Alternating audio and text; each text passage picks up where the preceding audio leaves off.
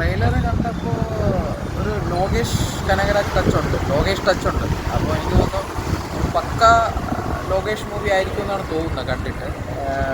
പിന്നെന്താണ്, പിന്നെ എനിക്ക് തോന്നുന്നു രജനീകാന്ത് കഴിഞ്ഞാൽ ബാക്കിയുള്ള ആക്ടേഴ്സിനെല്ലാം എനിക്ക് തോന്നുന്നു ഈക്വൽ ഇമ്പോർട്ടൻസ് ആയിരിക്കും എന്ന് തോന്നുന്നു. കാരണം സൗബിന്യം, ആമിർ ഖാൻ, ഉപേന്ദ്രയ്ക്കും നമ്മുടെ നാഗാർജുനയ്ക്കൊക്കെ കണ്ടിട്ട് അങ്ങനെ തോന്നുന്നു. അവരെല്ലാം രജനീകാന്ത് കഴിഞ്ഞ് ബാക്കി ഇവരെല്ലാം ഒരുപോലെ നിൽക്കുമെന്ന് തോന്നുന്നു കണ്ടിട്ട്.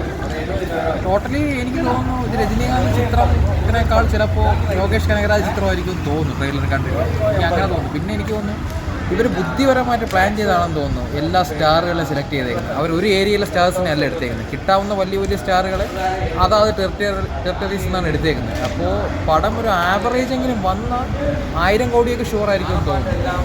കാരണം 1000 കോടിയൊക്കെ എന്തായാലും കിട്ടുമെന്നാണ് തോന്നുന്നത്. കാരണം ഇത്രയും സ്റ്റാറുകളുണ്ടല്ലോ, ഫാൻസുണ്ട്. അപ്പോൾ അതുകൊണ്ട് പിന്നെ ഭയങ്കര ഹെവി ഇത് വന്നു കഴിഞ്ഞാൽ എനിക്ക് തോന്നുന്നു ഭയങ്കരമായിട്ട് ഈ പടം ഭയങ്കര വിജയമായിരിക്കും. എല്ലാ നടന്മാരും തുല്യരാകുമെന്ന് അറിയത്തില്ല, കാരണം രജനീകാന്താണല്ലോ നായകൻ.